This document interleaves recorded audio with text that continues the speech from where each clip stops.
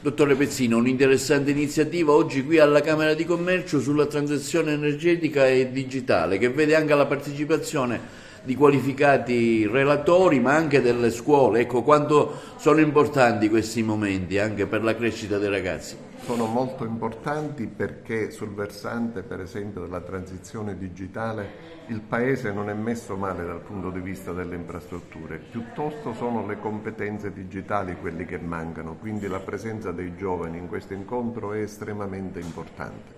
La transizione digitale e la transizione energetica sono due punti focali del PNRR e per questo la Camera è estremamente impegnata su questo versante per fare capire alle imprese nel territorio quanto sia importante misurarsi su questi due aspetti.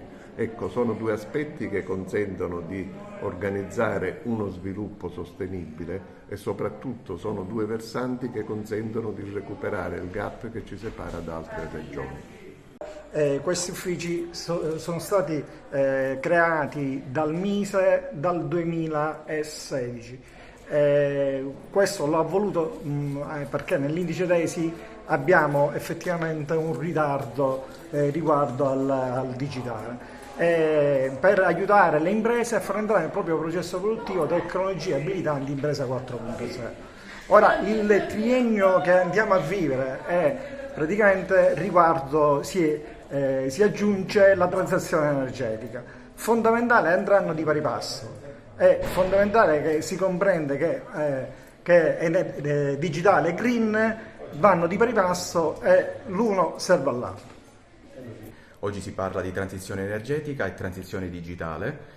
Io ovviamente relazionerò sulla transizione digitale che ormai è presente in qualsiasi settore industriale comunque della nostra vita. La presenza dei ragazzi è molto importante perché parlerò proprio della cultura del dato, quindi come il dato deve essere reperito e come ovviamente viene elaborato per darci informazioni e poi ovviamente applicarlo alla vita quotidiana nostra o comunque anche alla vita industriale delle imprese.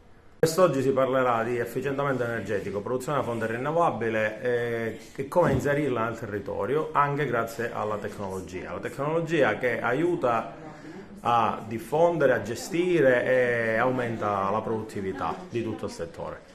Quindi è un connubio imprescindibile. Oggi verrà affrontato dalla parte sociale alla parte produttiva, quindi energetica, e finiremo con la parte informatica, quindi saranno tre interventi, tre relatori che parleremo di questi tre argomenti principali e inoltre verranno dati 3 crediti ai colleghi ingegneri iscritti all'ordine.